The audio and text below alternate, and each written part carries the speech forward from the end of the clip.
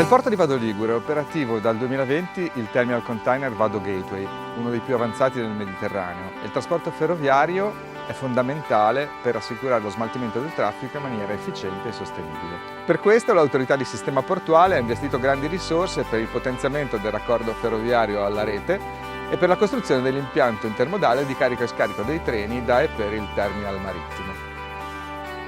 La prima fase dei lavori è stata cofinanziata anche dalla Commissione europea con il progetto Vamp Up, che ha riguardato la posa dei primi 3 binari dell'impianto intermodale, la costruzione delle opere accessorie e anche l'installazione di un gate automatizzato dotato di dispositivi tecnologici in grado di leggere automaticamente le informazioni dei carri e dei container in transito. Grazie a queste infrastrutture la quota di trasporto ferroviario ha già raggiunto il 40% e l'obiettivo è di crescere ancora con nuovi investimenti in programma. Ad oggi le operazioni di carico-scarico treni avvengono a Parco Sud nel bacino portuale di Vado Ligure.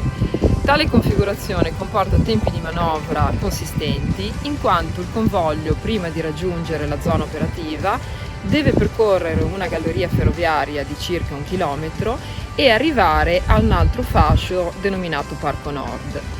La capacità in termini di lunghezza binari di Parco Nord è tale da non consentire il ricevimento di un intero convoglio, che pertanto dovrà essere spezzato, movimentato e ricomposto per arrivare alla zona di carico-scarico.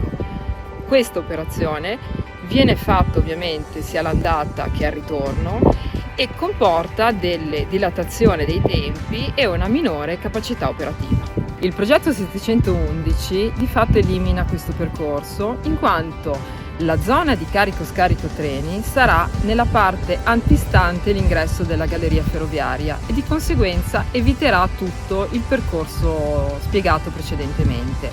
Il fascio binari sarà gestito da gru a portale che a ciclo continuo opereranno su ogni singolo binario, mentre quest'area sarà accessibile dalla piattaforma attraverso 2 rampe stradali dedicate interamente al traffico camion della quota parte di contenitori destinata alla ferrovia. Il progetto consiste in opere di sbancamento e consolidamento del fronte. Di fatto la collina verrà scavata per poter creare una zona più ampia nell'area del terminal e a fine lavori si otterrà quindi una viabilità di accesso al bacino portuale leggermente più spostata a monte, mentre la zona del terminal sarà incrementata. Il completamento del progetto 711 ottimizza pertanto la logistica, consente un incremento dei volumi di traffico su ferrovia e agevola il mantenimento dello split modale che già oggi si assesta sui valori di target.